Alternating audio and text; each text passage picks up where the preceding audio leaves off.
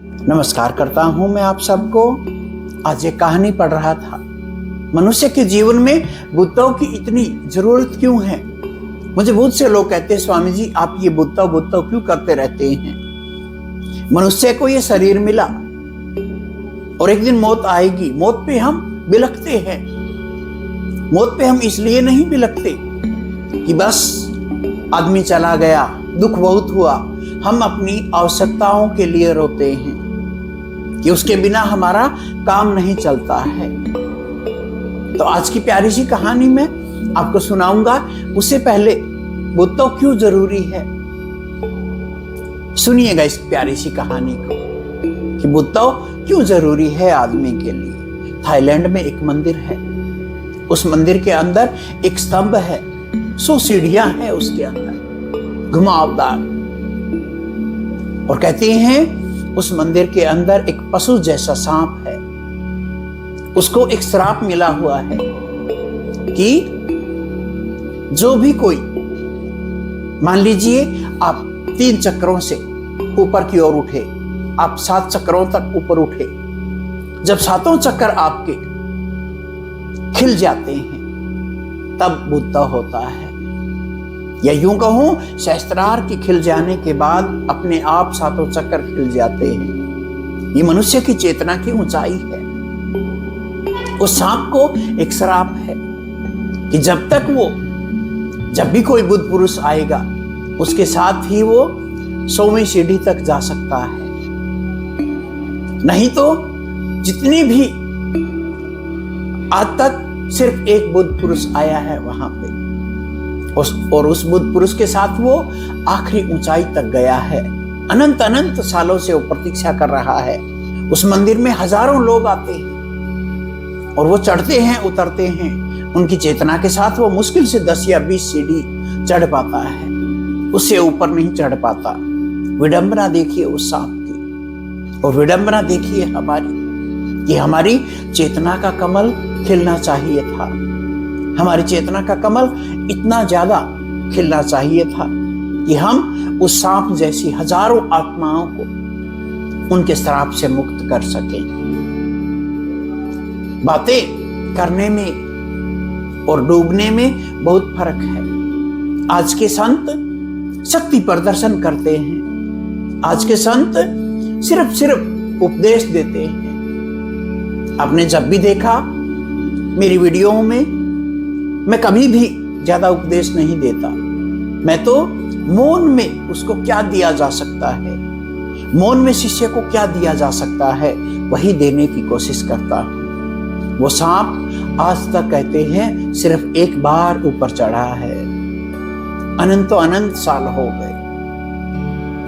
तो बुद्ध पुरुष हमें बनना ही होगा। हजारों आत्माएं इंतजार करती हैं। जन्मों जन्मों के बाद ये बुद्धौ का द्वार खुलता है, और इस द्वार को खोलने में पूर्ण चेतना लगानी पड़ेगी हम लोगों को, तब जाके वो द्वार खुलता है सहस्त्रार का। वरना तो आपको संसार में हजारों काम याद आ जाएंगे। जब आप परमात्मा के रास्ते पे चलेंगे आपको हजारों काम याद आ जाएंगे। बीवी रोकेगी, पत्नी बीवी रोकेगी, माँ बाप रोकेंगे, पता नहीं कौन कौन रोकेंगे। अभी एक कोई शिष्य मुझे कह रहा था, स्वामी जी मुझे मेरे माँ बाप नहीं आने देते। वो कहते हैं जिम चला जाओ। क्यों? क्योंकि ध्यान नहीं करना। ध्यान के बारे में लोगों ने इतना दुष्प्रचार किया है कि बस पूछो मत। सुनी सुनाई बातों पे लगे रहते हैं कि ध्यान करने से हमारी आंतें सूख जाएंगी, ध्यान करने से हमारे ये हो जाएगा, वो हो जाएगा। सागर पे खड़े होके और आप तैरने की बात करते हैं। तैर के दिखा दीजिए, बात खत्म। अभी तक बुद्धौ के बाद जितना आनंद मैं ले रहा हूं उतना आनंद आप कभी नहीं ले पाते हो। छोटे छोटे नलकूप, छोटे छोटे नलों से आप थोड़ा थोड़ा पानी पीते हैं, तृप्त नहीं हुए, पूरा सागर पी जाइए, तब बात बनती है। और उस सांप के जैसे हजारों आत्माओं को आप मुक्त कर सकते हैं। उस सांप का विडंबना देखिए उस सांप की, कि जो उसको श्राप मिला कि 3 बुद्ध पुरुष चढ़ जाएं, बस उस पे एक चढ़ पाया। क्या पूरी पृथ्वी पे 3 बुद्ध पुरुष नहीं है? नहीं है। बातें ज्यादा हैं, शोर ज्यादा है, उपदेश ज्यादा है, पर कोई गुरु शिष्य को पूरा पूरा नहीं दे पाता।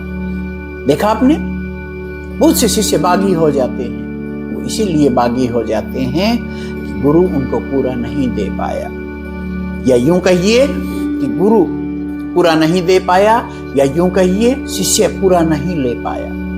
पहले ही उनके उद्देश्यों ने संसार के नियमों के कारण या और वो भाग खड़ा होता है। अब ये बताइए वो क्या करेगा संसार में जाके? वो नेगेटिव बात ही फैलाएगा। सीधा सीधा नदी सागर से में जाने के लिए, सागर में डूब जाने के लिए हिमालय से निकले। कितनी जगह चलते चलते एक दिन वो सागर में समा जाएगी। ऐसा कुछ है प्यारा बुद्धव। उस बुद्धव में, उस नदी और सागर के मिलन को हमें बुद्धव कहता हूं। आपकी आत्मा परमात्मा में समा जाए, उसको मैं बुद्धव कहता हूं। एक ना एक दिन आपको उसमें डूबना ही पड़ेगा। चाहे जीवन के 100 जन्म लीजिए, चाहे आप 1000 जन्म लीजिए, आपको उस बुद्धव में डूबना ही होगा। मेरी वीडियो कोई रिटेक नहीं होती है। जो कहता हूं सत्य कहता हूं, और मैं हमेशा कहता रहता हूं। हर किसी के लिए ये यात्रा नहीं होती। लाखों में से कोई एक शिष्य आता है जो परमात्मा में पूरा डूबना चाहता है, वरना तो संसार में उनकी आवश्यकताएं पूरी हो जाएं, किसी को धन मिल जाए, किसी को नौकरी मिल जाए, किसी को कुछ मिल जाए। कोई मुश्किल से लाख में से एक साधक आता है कि मैं पूरा पूरा परमात्मा में डूबना चाहता हूं। गुरुजी, क्या मैं डूब सकता हूं? मेरे 16 साल के कैरियर में 16 लोग ऐसे नहीं आए जो कह सकें कि मैं पूरा पूरा जानना चाहता हूं। बीच बिचाव में ही छोड़ छोड़ के यात्राएं भाग जाती हैं। क्या कहोगे उनको? पूरा पाएंगे, पूरा जानेंगे तो पूर्ण ही आपका निर्वाण होगा। उस निर्वाण में डूबने के लिए, अपने आप को जानने के लिए ही कृपया मेरे पास आएं। अन्यथा बातें, उपदेश, संत, पता नहीं हजारों संत क्या क्या बोलते रहते हैं सुबह से शाम तक। रिद्धि सिद्धि, पता नहीं क्या क्या। मनुष्य का एक स्वभाव है कि मनुष्य को वो दो जिसकी उसे जरूरत है। कोई भूखा आया, उसको भोजन करवा दीजिए। कई आते हैं सत्संग करेंगे गुरुजी आपके साथ, बस वो अपनी सुनाएंगे, गुरु अपनी सुनाएगा, चले गए। मौन में अपने अंदर डूबना होगा, उस मौन में उस परमात्मा को जानना होगा। ये शब्द ही हमारे विचार बन जाते हैं। पूरा पूरा यदि जानना है, हर एक चीज के पार आना होगा आपको, हर एक चीज के पार। फिर उसके बाद आप कुछ भी करते रहिए। किसने रोका है तुम्हें? संसार के क्रियाकलाप करिए ना, पर आप फिर संसार में ऐसे रहेंगे ज्यों पक्षी को पंख, पक्षी का पंख भीगता नहीं है। ज्यों मोम पानी में डाल दो, निकालोगे, भीगेगा नहीं। इतना कुछ ऐसी आपकी चेतना हो जाए और ऐसा आपका बुद्धव खिले, ऐसा आपका गोल्डन फ्लावर खिले, तब बात बनती है। इस बात को बनाइए। इस जन्म में नहीं तो अगले जन्म में तैयारी पूरी रखिए। और कोई भी व्यक्ति परमात्मा में डूब सकता है, बशर्ते काम करते हुए। मैंने ठल्ले लोगों को कभी यात्रा नहीं कराता।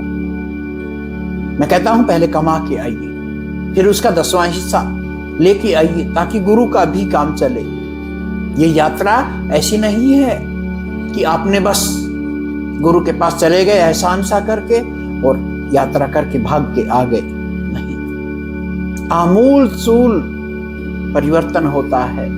उसके लिए कोई तैयार हो तो मेरे पास आ सकता है, नहीं तो कोई जरूरत नहीं है। ये उपदेश दे रहा हूं ना, उपदेशों को सुनिए। अच्छा है, मन को मनोरंजन होगा। अच्छा साधक मनोरंजन नहीं करता, अच्छा साधक मनोभंजन करता है।